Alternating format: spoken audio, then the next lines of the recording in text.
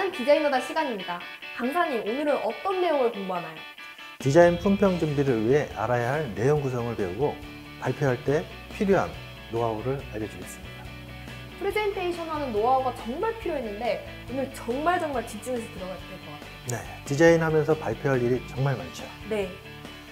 차별화된 발표 자료를 구성하는 능력과 발표자의 효과적인 언어 선택은 자신의 생각을 효과적으로 전달하는 데 도움이 됩니다. 오늘 잘 배워두길 바라요. 네, 나는 디자이너다. 지금 시작하겠습니다. 자, 서현 씨, 네. 이번 시간에는 이제 실전입니다. PT 실전. PT 자료를 준비를 해야 될 건데요. 네. PT 많이 해보셨어요? 많이 해봤죠. 저도. 그래요? 쉽지 않죠? 항상 발표자였어요. 아, 그래요? 네. 그럼 PT 잘하겠는데요? 근데 잘하지는 못해요. 항상 아쉬움이 있어요. 네. PT 할 때는 프레젠테이션 자체를 이제 기획을 해야 되잖아요. 네. 제품마다 달라요. 그리고 어떤 환경에 따라서 그 환경에 맞게끔 PT를 구성을 해야 되는데, 네. 우리가 기본적으로 책을 쓸 때는 서론, 본론, 결론을 짓잖아요. 개념은 마찬가지로 그렇게 접근하면 돼요. 우리가 처음에 기획했던 제품 기획부터, 그 다음에 트렌드 분석, 그 다음에 키워드 도출, 컨셉 설정, 이런 것들을 우리가 일련의 과정을 다 했잖아요. 네. 그런 내용들이 함축적으로 넣어줘야 돼요. 함축적으로. 그 다음에 그거를 우리가 리서치한 거를 다 끄집어내가지고 PT를 하게 되면 한정된 시간을 오버할 수 있어요. 그러니까 우리가 그 내용 구성을 제품 기획서부터 제품 분석, 트렌드 분석, 컨셉 설정, 키워드 도출, 아이디어 스케치, 2D 렌더링, 3D 렌더링, 이렇게 일련의 과정이 순차적으로 설정이 돼야 되고요. 우리가 PT 자료를 가급적이면, 저 같은 경우에는 그래요. 가급적이면 많이 준비를 하자, 일단은. 네. 근데 주어진 시간이 30분이라고 하면 30분 내로 줄여야 되죠. 네. 줄이는 거는 얼마든지 쉽게 할 수 있어요. 근데 늘리는 거는, 없는 상태에서 늘리는 거는 힘들죠. 그죠. 말을 억지로 만들어내야 되잖아요. 그쵸. 그런 부분 때문에 저 같은 경우는 이건 정답은 아니지만, 그러니까 최대한 PT 자료를 많이 준비를 해서 많이 구성을 해놓고, 네. 그걸 기준으로 해서 계속 이제 연습을 해봐요. 이게 30분짜리인가? 내가 주어진 시간이 30분이라면 네. 30분이 넘어갈 양으로 넘어갈 양으로요? 준비를 많이 해놔요. 그 다음에 30분에 맞게끔 줄여요. 대신에 내가 집중적으로 얘기할 수 있는 부분을 좀 더 할애를 하고요. 그 다음에 초기 리서치 단계에서 여러 가지 분석 단계에는 핵심 요점들 위주로 나열을 하고요. 그게 아무래도 좀 더 디자인적인 부분에 대해서 훨씬 더 이제 어필을 해야 되는 부분이 있어서 그렇게 하는 방식이 오히려 더 효과적이에요. 전후로요? 그렇죠. 그러니까 서현 씨도 이제 지속적으로 PT를 앞으로 계속 할 거예요. 진짜 PT기는 PT를 계속 하게 될 텐데, 네. 경쟁이잖아요. 예를 들어서 타 업체하고 우리하고 경쟁 붙어서 PT를 하게 된다면 굉장히 PT기는 싸움이 되겠죠. 그게 사회에서는 빈번해요. 그렇기 때문에 PT에 대해서는 항상 자신감 있게 PT하는 연습이 필요하죠. 잘할 수 있겠죠? 할 수 있죠. 그리고 전문적으로 이제는 실무에서 내가 디자인한 거를 어필을 해야 돼요. 정확하게. 그러니까 요점이 뭔지, 또는 이 디자인 포인트가 뭔지를 말로 설명을 하고 시각적으로 보여주고 청각적으로 또 표현을 할 수 있는 그런 PT 자료를 이제 만들 필요가 있겠죠. 그쵸. 해볼까요? 할 수 있으면 막 안달이 날 것 같아요.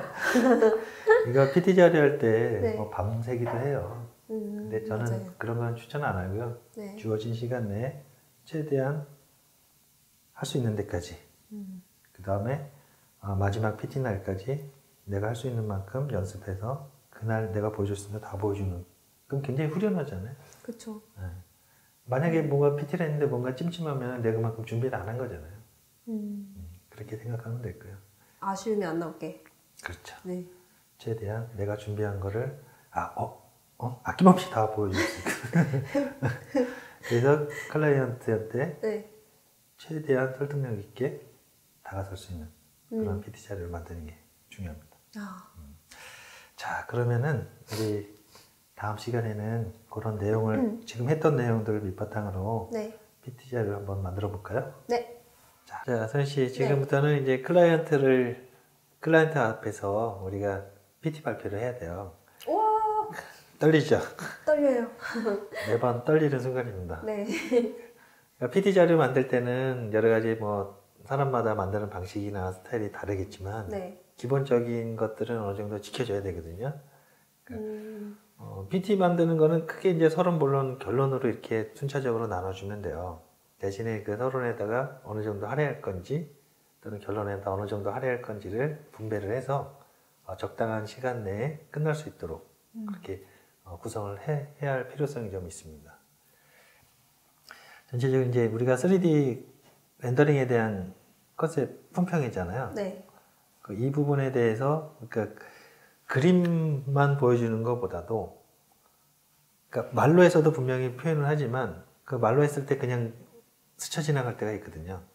기억을 못 하실 그렇죠. 수도 있죠. 그러니까 한참 PT 하다 보면 어떤 얘기를 했는지 내가 중심으로 보고 싶어 하는 데만 집중하다 보면 다른 얘기 안 들을 때가 있어요. 저도 그런 경우가 많거든요. 그러니까 그럴 경우를 대비해서 여러 가지 텍스트로 조금 이제 부연 설명을 해주는 것도 좋아요. 네. 그리고 앞전에 우리가 여러 가지 뭐 이런 리서치 부분들을 많이 했는데 네. 이런 것들은 지금처럼 이렇게 많이 안 넣어주는 것도 많이 넣어주는 것도 좋지만 키워드 중심으로 효과적으로 나열하는 것 이것도 하나의 중요한 포인트 부분이고요. 전개 부분은 기존에 우리가 계속 전개를 해왔던 부분이라서 네. 실제적으로 스케치 품평까지 우리가 한번 다 했거든요. 맞아요. 그렇기 때문에 클라이언트가 원하는 부분은 이 후반부 부분이거든요. 이 제품에 그렇죠. 관심이 많으신. 마지막에 못 봤던 장면들이잖아요. 네. 그러니까 여기가 아무래도 가장 타겟이 되겠죠. 이 전까지는 같이 협의하고 토론하고 하는 것들이 있기 때문에 이 부분에 대해서는 전반적으로 다 수긍을 한단 말이죠. 대신에 이제 실제 3D 렌더링이 나왔을 때 그에 따라서 이제 어떤 반응을 보일지 또는 우리가 요구하는 부분을 어떻게 전개를 해 나가야 될지를 좀 정리할 필요성이 있어요. 시청자 여러분들도 클라이언트한테 어떤 파워포인트 PT 자료를 만들 때는 이런 연속적인 흐름에 대해서 유기적으로 발표할 수 있는 그런 자료로 구성을 하는 게 좋습니다. 이게 좀 막연한 내용이긴 하지만 어떤 부분에 대해서 초점을 둬서 중점적으로 얘기할지를 먼저 시간적인 배분 이런 것도 충분히 고려를 해봐야 될 부분입니다. 너무 많이 만들려 하지 마시고 좀 더 밀고 나갈 제품들만 임팩트 있게 임팩트 있게 만들어서 그 부분은 설명을 더 하시는 게 더 효과적일 것 같습니다. 자, 이제 PT 자료로 이제 새로 만들어 볼 건데요. 네. 잘할 수 있겠죠? 네, 할 수 있습니다. 자, 이제 그럼 한번 만들어 봅시다. 네. 네. 지금까지 배운 내용을 정리합니다. 디자인 품평회는 진행된 제품 디자인의 콘셉트에 대해 설명하고 의견을 수렴하여 디자인의 방향을 좁혀가는 일련의 문제 해결 과정이라고 할 수 있습니다. 특히 디자인 구체화 과정에 완료된 결과물의 품평은 전체 디자인 과정에서 가장 핵심적인 디자인의 평가 과정입니다. 따라서 디자인 구체화 과정의 품평 시에는 디자인 구체화의 결과물이 초기의 디자인 기획과 전략에 따라 어떻게 전개되었는지를 포괄적으로 설명해야 하는데요. 내용 구성을 위해 꼭 들어가야 할 것은 프로젝트 기획 관련 자료, 시장 조사 및 분석 자료, 디자인 콘셉트 관련 자료, 디자인 트렌드 관련 자료, 아이디어 스케치, 2D, 3D 렌더링 결과입니다. 자료의 디자인 표현은 대상 제품에 적합한 사용 환경을 고려하여 전달하고자 하는 메시지가 쉽게 이해될 수 있도록 구성해야 하는데요. 디자인 기획 단계에서부터 디자인 구체화 단계의 설명까지 제시되는 자료의 순차적이며 일관성 있는 페이지로 구성합니다.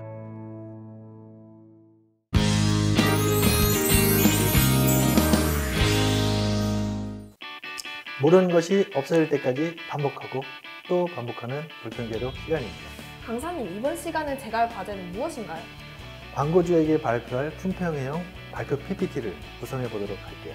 지금까지 조사한 리서치 결과 스케치한 자료까지 모두 넣어야 되는 거죠? 네, 맞습니다. 어느 범위까지 PPT에 넣어야 하는지 고민하며 만들어 보세요. 알겠습니다.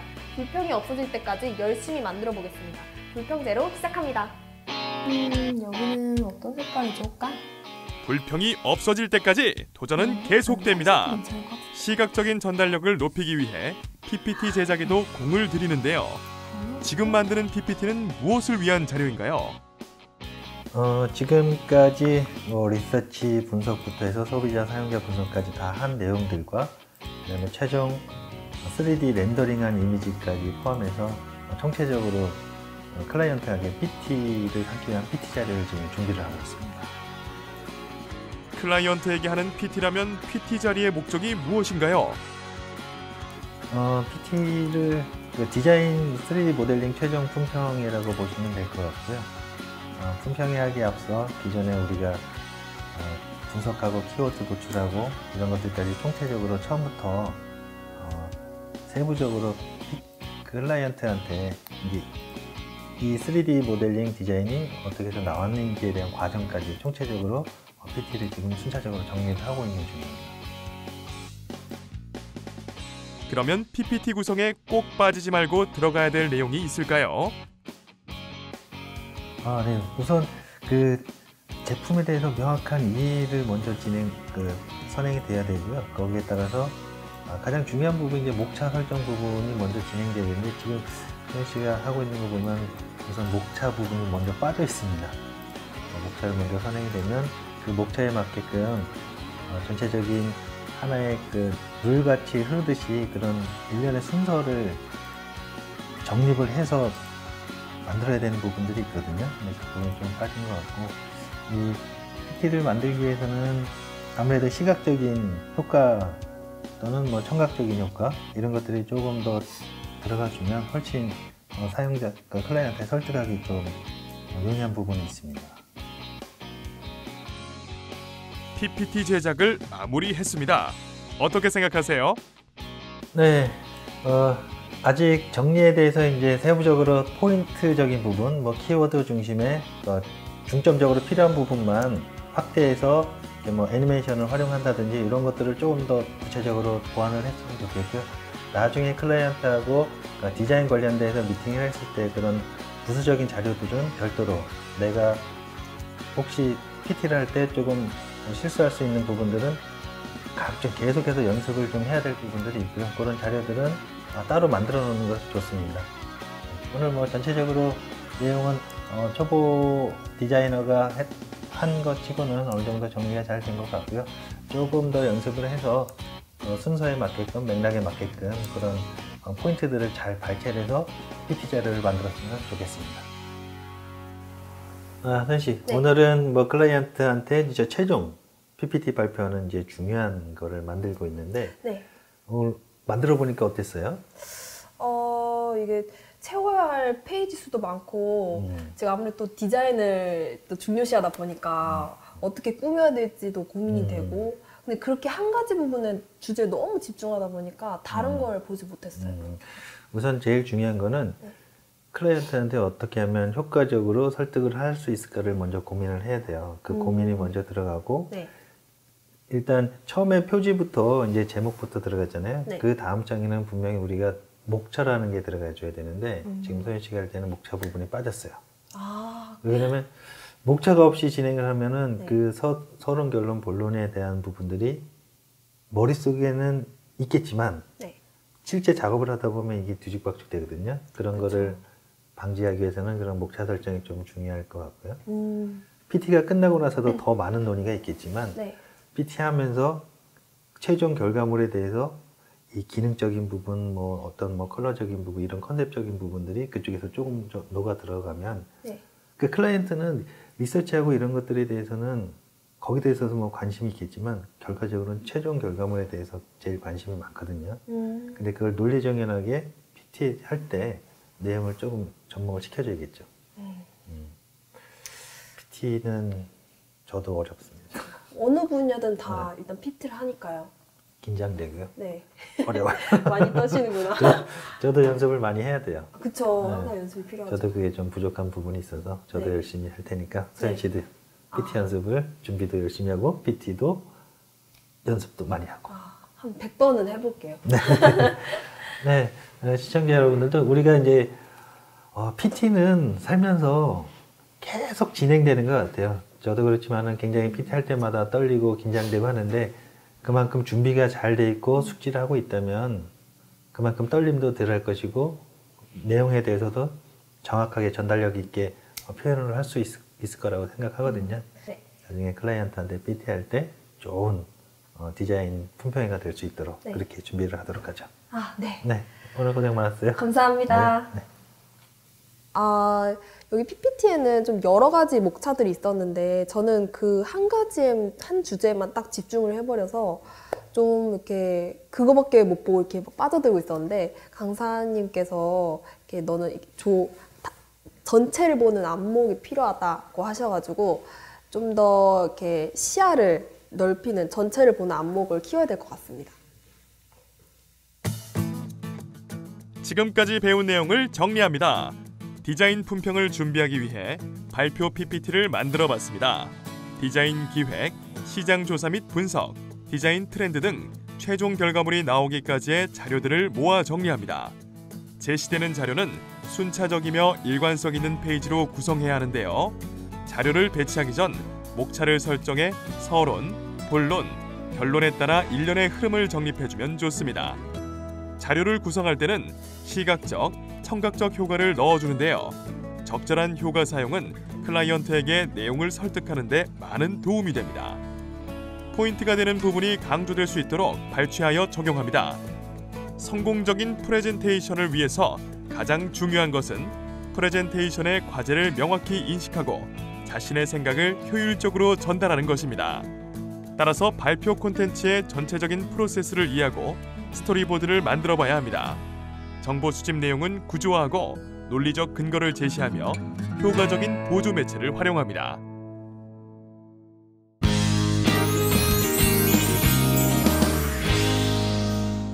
광고주를 찾아서 시간입니다. 강사님, 이번 시간 광고주를 찾아서는 어떤 내용인가요? 네, 구체화된 디자인 자료를 가지고 광고주에게 디자인 평가를 받아볼 건데요. 디자인 평가요? 네, 이 단계에서는 디자인 기획 단계와 아이디어 발상 단계에서 설정된 디자인 컨셉트를 바탕으로 감성적 가치를 측정해야 합니다. 여기서 디자인 결정되면 모형을 만들어 보는 거죠. 그렇죠. 실체화 과정으로 넘어가기 위한 핵심적인 단계입니다. 평가를 잘 받아야 될 텐데 말이죠. 자세한 내용은 영상으로 확인해 볼까요? 네. 오늘은 어쩐 일로 오셨나요? 네, 클라이언트에게 디자인 프레젠테이션을 하러 가는 중입니다. 제가 디자인한 결과물이 어떻게 나올지 참 궁금합니다. 안녕하세요. 네, 안녕하십니까. 오늘은 체크리스트. 오늘은 전반적인 기존의 리서치부터 해가지고 3D 렌더링까지 총체적으로 저희가 다시 한번 리뉴얼한 개념으로 PT를 한번 진행하도록 하겠습니다. 디자인 구체화 단계에서의 평가는 디자인 개발 과정의 목표라고 할 수 있는 디자인 콘셉트를 바탕으로 감성적 가치를 측정해야 합니다. 결과는 최종 디자인 결정을 위한 디자인 모크업 만들기에 실체화 과정으로 연계되는 핵심적인 의사결정 과정입니다. 기존 제품 같은 경우에는 이렇게 수직 타입의 말이 좌우 상하 또는 앞뒤로 흔드는 부분들, 이런 부분들에 대해서 굉장히 접목이 잘 돼 있는데요. 이 과정에서 해당 제품 외형의 감성적 특징은 물론 다양한 입장에서 제품의 경쟁력을 높이는 방향으로 디자인 결정을 위해 제시된 안들을 결정합니다. 전체적으로 어떻게 보셨는지? 전체적으로 볼 때 우선 기획적으로 이제 생각했던 그 디자인 언어의 유니크성에 저는 굉장히 만족하고요. 이제 E 타입 같은 이런 독특함이 어떻게 보면 또 시장성에서 또 먹힐 수 있지 않을까라는 생각도 듭니다. 우선은 그 평가 항목 체크리스트를 정리를 해서 주시면 저희가 빠른 시간 내에 다시 수정 보완 완료해서 최종 품평을 진행을 하도록 하겠습니다. 네, 감사합니다. 네, 오늘도 고생 많으셨습니다. 네. 수고하셨습니다. 서현 씨, 네. 오늘 클라이언트에게 이제 우선 정식 PT가 아니라 우리가 약식 PT를 했어요. 3D 모델링해서 3D 렌더링안을 클라이언트한테 보여드렸는데 네. 다행히도 만족스러워 하셨어요. 오. 근데 여러 가지 이제 안들이 있는데 네. 그 중에서 이제 방향을 한 가지 안으로 이제 끌고 갈 거예요. 그러니까 우리가 디자인을 의뢰를 받았는데 이거를 하나를 받은 거죠, 우선은. 네. 근데 우리가 여러 개를 받은 게 아니잖아요. 그러니까 디자인 시안에 대한 것들은 뭐 A, B, C, D 뭐 여러 가지 안을 제시했지만 그 중에서 한 가지를 이제 끌고 갈 거예요. 그거에 대해서 평가 항목이라든가 이런 체크리스트를 통해서 그저 클라이언트가 또는 직원들하고 여러 가지 뭐 상의를 해가지고 시안을 하나 결정이 되면 그 시안에 따라서 또 여러 가지 피드백들이 있잖아요. 그쵸. 그것들이 이제 전부 다 이제 모여질 거예요. 그러면 소연 씨가 그거를 바탕으로 해서 2차 수정을 들어가야 돼요. 시청자 여러분들도 이제 PT 준비를 할 때는 내가 3D 모델링 렌더링 한 거를 이만큼 보여주기보다는 좀 더 함축적이고 효과적으로 보여주기 위해서는 좀 이게 가지수를 지금처럼 뭐 한 10개 뭐 이렇게 하는 것보다는 3, 4개 이내로 정리를 해서 클라이언트한테 핵심적으로 PT를 하는 게 훨씬 더 효과적일 겁니다. 집중할 수 있는 곳에 더 집중하는 게 훨씬 더 큰 효과를 보일 수 있어요. 사실 오늘 뭐 클라이언트한테 그래도 칭찬도 받았고 했으니 2차 PT 할 때는 네. 좀 더 사실적으로 디테일하게 우리가 실제 이제 기부 설계랑 얘기를 해도 네. 분명히 어떤 대안을 제시할 수 있을 정도의 그런 지식을 좀 쌓아야 되거든요.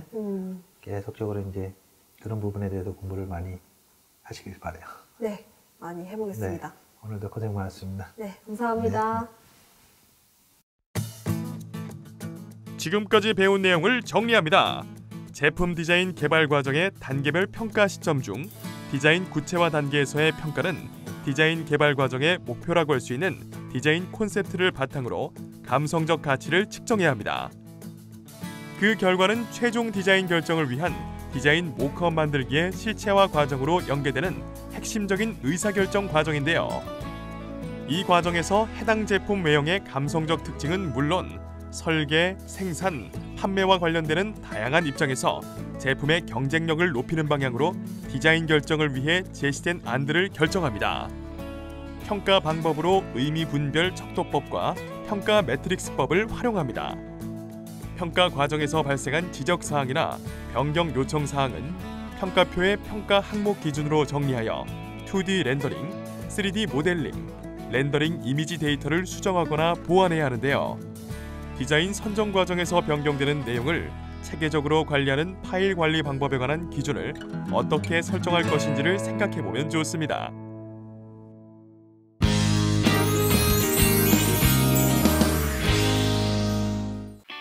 두뇌발전소 시간입니다. 강사님 오늘 과제는 무엇인가요? 네, 광고주에게 받은 디자인 평가 결과를 분석해보세요. 평가 결과를 시각화해야 되는 것인가요? 네, 맞습니다.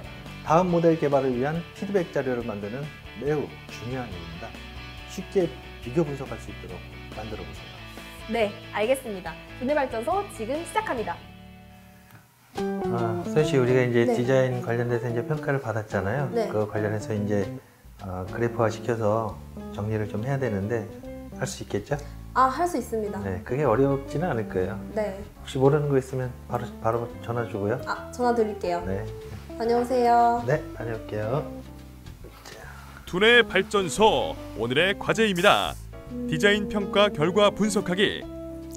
심리성. 데이터 관리 소프트웨어를 활용해 평가 결과를 분석 가능한 데이터로 만드는데요.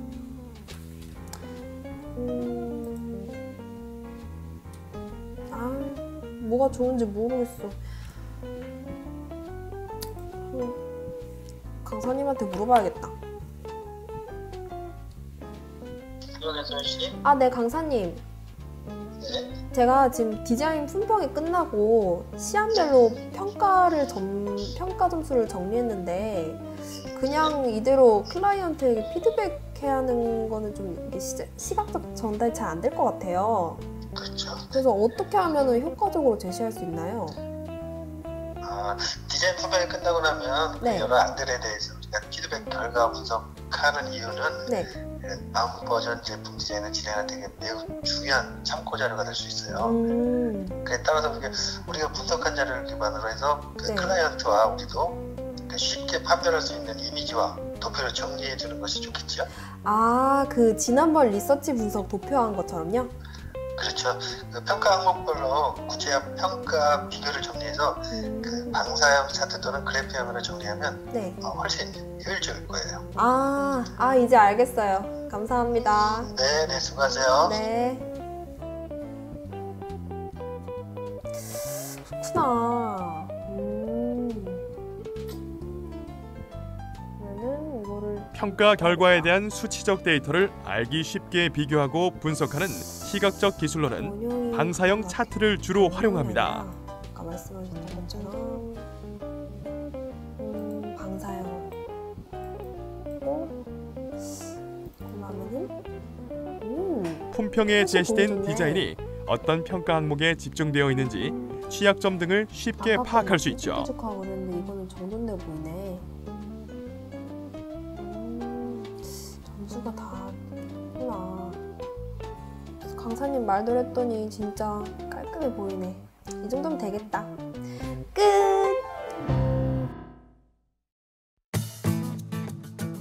지금까지 배운 내용을 정리합니다.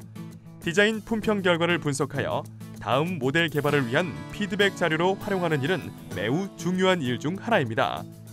평가 결과에 대한 수치적 데이터를 이용하여 각 디자인 안들을 평가 항목별로 알기 쉽게 비교 분석하는 시각적 기술로 방사형 차트를 주로 활용하는데요. 방사형 차트를 활용하여 디자인 품평에 제시된 디자인들이 어떤 평가 항목에 집중되어 있는지 취약점 등을 쉽게 파악할 수 있으며 이러한 그래프 분석을 통하여 차기 모델 개발에 참조할 수 있습니다.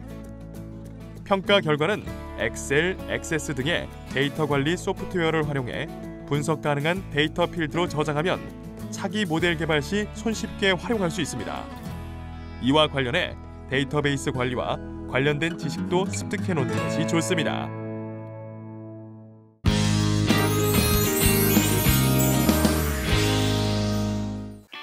실수를 통해 제대로 배우는 시간, 실수가 뭐길래입니다.